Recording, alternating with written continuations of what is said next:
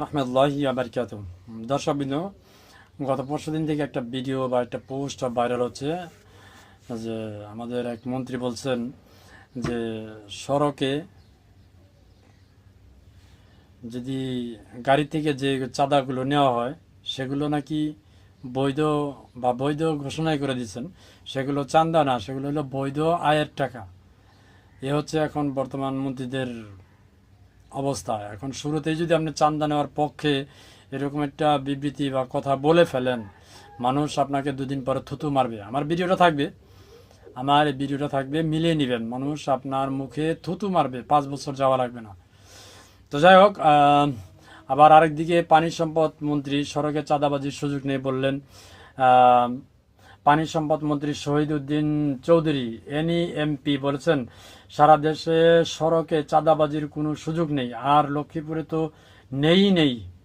তো এই মন্ত্রীটা লক্ষ্মীপুরের আর কি। যাই হোক, অসংখ্য ধন্যবাদ আপনার এই মন্তব্য করার জন্য বা এই কথাটা বলার জন্য। আর লক্ষ্মীপুরে তো নেই।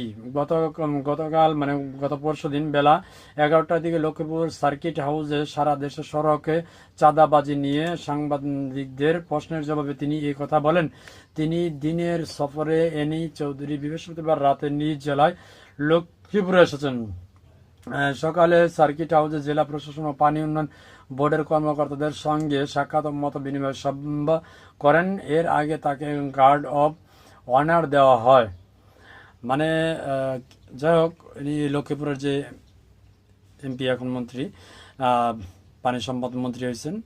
তো ওনাকে অভিনন্দন এই চাঁদাবাজির সুযোগ নাই কথাটা বলার জন্য। দেখেন, চাঁদাবাজি আপনারা বন্ধ করতে পারবেন না, এটা আমরা জানি, সবাই জানে, বাংলাদেশের সবাই জানে। যার কারণে কিন্তু চাঁদাবাজির বিপরীতে মানুষ ভোট দিছে। তো এখানে ইঞ্জিনিয়ারিং হয়েছে, যাও কেন হয়েছে, কিভাবে হয়েছে, এটা সবাই জানে। আর এখানে সবচেয়ে মূল হোতাকে সবচেয়ে বেশি পালন করছে ভারত নাকি। আচ্ছা, এগুলা যেদিন গণমাধ্যমে আসবে সেদিন বলবো ইনশাআল্লাহ। তো যাই হোক, এই যে পানি সম্পদ মন্ত্রী বললেন চাঁদাবাজির সুযোগ নাই, আপনাকে অসংখ্য ধন্যবাদ। আর স্বরাষ্ট্রমন্ত্রী তো বলছেন যে এই সরকারের যে গাড়ি থেকে যে টাকা নেওয়া হয় সেগুলো চাঁদা নয়, সেগুলো বৈধ আয়। অর্থাৎ আপনার মুখে জুতা পরতে আমার মনে হয় না পাবলিকের জুতা পরতে বেশি দিন সময় লাগবে। তো এই হচ্ছে মন্ত্রীর সর্বশেষ কথা। চাঁদাবাজিকে বৈধ ঘোষণাই করে দিয়েছেন এক প্রকার। তবে এমন একটা পদে থেকে আপনার মুখে এই ধরনের কথা মানায় না।